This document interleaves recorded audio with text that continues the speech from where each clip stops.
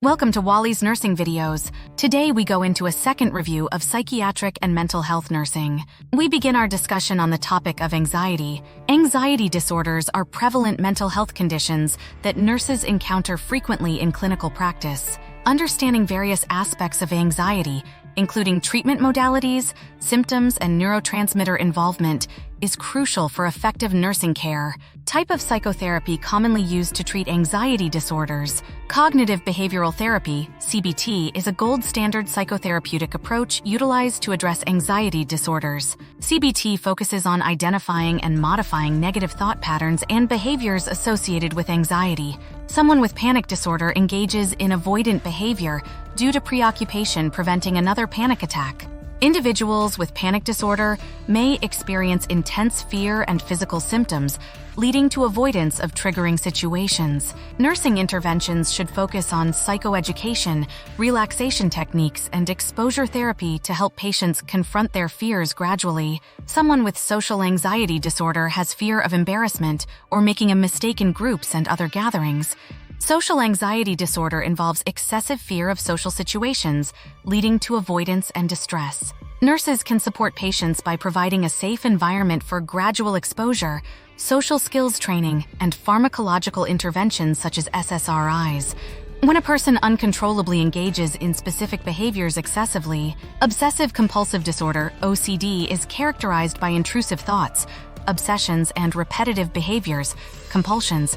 Nursing care includes collaboration with the interdisciplinary team, implementing behavioral interventions and medication management, e.g. SSRIs, antipsychotics. Main neurotransmitters dysregulated with anxiety disorders. Serotonin and norepinephrine play significant roles in regulating mood, anxiety, and stress responses. Understanding the neurobiology of anxiety helps nurses comprehend pharmacological interventions and potential side effects. Now we move on to mood and grief. Mood disorders and grief reactions are common psychological challenges that nurses encounter in various healthcare settings. Distinguishing between normal grief and pathological mood disorders is essential for providing holistic care. Prolonged emptiness, increased hostility, and inability to function after a loss are associated with prolonged grief disorder, also known as complicated grief. Complicated grief disorder involves persistent and severe grief symptoms beyond what is considered typical. Nurses should assess grief reactions comprehensively, provide emotional support, and facilitate access to grief counseling services. Grief and depression have similar symptoms, with the exception of feelings of guilt and shame. While grief and depression share common symptoms such as sadness and loss of interest, feelings of guilt and shame are more prevalent in depression. Recognizing these distinctions helps nurses differentiate between normal grief reactions and depressive disorders. Nursing concern in caring for a patient involuntarily admitted for mania. Involuntary admission for mania requires vigilant monitoring for safety concerns, including risk of self-harm or harm to others. Nurses should prioritize safety measures, administer prescribed medications, e.g. mood stabilizers, and provide structured activities to prevent exacerbation of manic symptoms. Black box warning for starting any antidepressants. Antidepressants carry a black box warning regarding the increased risk of suicidality, especially in young adults. Nurses play a crucial role in monitoring patients closely for changes in mood, behavior, and suicidal ideation during antidepressant initiation. Adverse effects after switching from MAOIs to an SSRI. Serotonin discontinuation syndrome may occur when transitioning from MAOIs to SSRIs, manifesting as gastrointestinal symptoms, irritability, restlessness, and confusion. Nurses should educate patients about potential medication side effects and collaborate with prescribers to manage symptoms effectively. Let's discuss neuropharm. Understanding the neuropharmacology of psychiatric medications is essential for nurses to provide safe and effective care for patients with mental health disorders. Pharmacological interventions play a significant role in managing symptoms and promoting recovery in individuals with psychiatric conditions.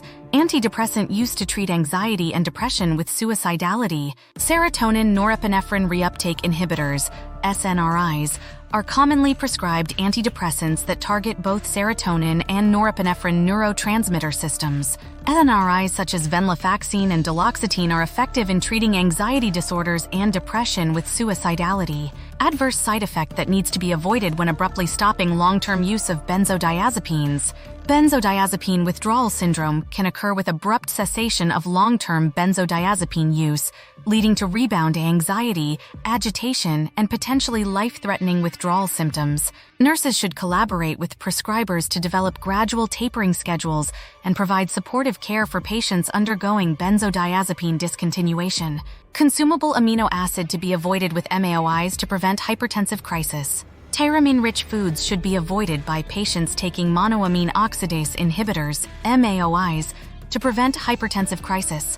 Nurses should educate patients about dietary restrictions and provide guidance on maintaining a tyramine-free diet to ensure medication safety.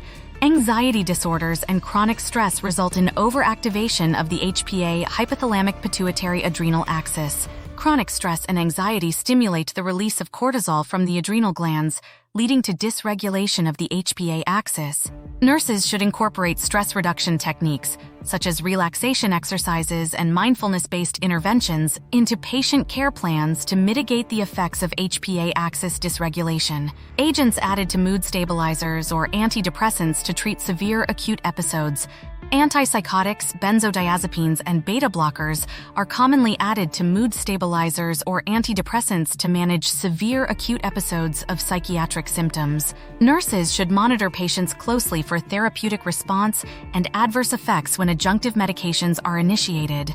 Moving on to the topic of abuse, nurses play a critical role in identifying and addressing various forms of abuse, including child abuse, elder abuse, intimate partner violence, IPV, and domestic violence. Understanding the dynamics of abuse, risk factors, and appropriate interventions is essential for nurses to provide compassionate and effective care for survivors. Mandatory reporting of abuse for children and vulnerable adults. Nurses are mandated reporters and must promptly report suspected cases of abuse involving children and vulnerable adults to the appropriate authorities, such as Child Protective Services or Adult Protective Services. Reporting abuse is essential for ensuring the safety and well-being of vulnerable individuals and facilitating access to support services and interventions. Barriers to leaving an abusive relationship. Financial dependence, emotional ties, and fear of retaliation are common barriers that prevent individuals from leaving abusive relationships. Nurses should empower survivors by providing information about available resources, safety planning, and support networks to facilitate their transition out of abusive situations. Events that increase lethality risk within IPV relationships. Escalation of violence, including threats of homicide or suicide, significantly increases lethality risk within intimate partner violence, IPV relationships. Nurses should conduct comprehensive risk assessments, implement safety plans, and collaborate with multidisciplinary teams to ensure the safety of survivors and facilitate access to appropriate interventions. Characteristics/risk factors for violence in families. Unemployment and substance abuse are common characteristics and risk factors for violence in families. Nurses should assess for these risk factors during family assessments and provide holistic interventions, including referrals to substance abuse treatment programs and social services. It is important that clinicians note the appropriate range for serum lithium level. The appropriate range for serum lithium level is 0.6 to 0.2 mg/L. Nurses should monitor serum lithium levels regularly and educate patients about signs and symptoms of lithium toxicity to prevent adverse effects and ensure therapeutic effectiveness. Finally, we move on to aggression. Aggressive behavior poses significant challenges in healthcare settings and requires a systematic approach to assessment, management, and de-escalation. Nurses play a pivotal role in implementing evidence-based interventions to address aggression effectively while prioritizing patient safety and therapeutic rapport. Principle guiding the best intervention for aggressive behavior. The principle of least restrictive intervention guides the selection of interventions that minimize the use of coercion and promote the least intrusive approach to managing aggression. Nurses should prioritize de-escalation techniques, verbal interventions, and environmental modifications before considering physical or chemical restraint. Client engaging in hostility at the agitation stage. Hostility and agitation are common manifestations of aggression, often observed during the agitation stage. Nurses should remain calm, maintain a non-confrontational demeanor, and use therapeutic communication techniques to de-escalate the situation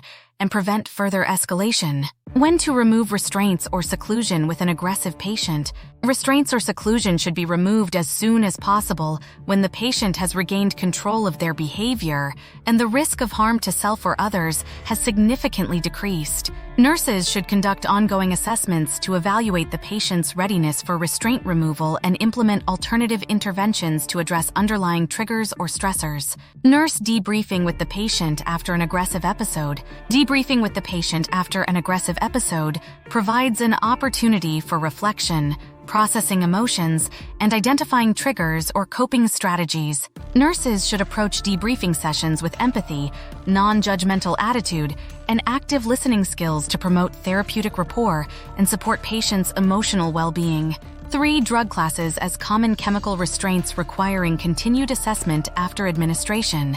Antipsychotics, benzodiazepines, and beta blockers are commonly used as chemical restraints to manage acute aggression or agitation. Nurses should monitor patients closely for adverse effects, sedation, and therapeutic response following the administration of chemical restraints and document observations accurately. Conclusion.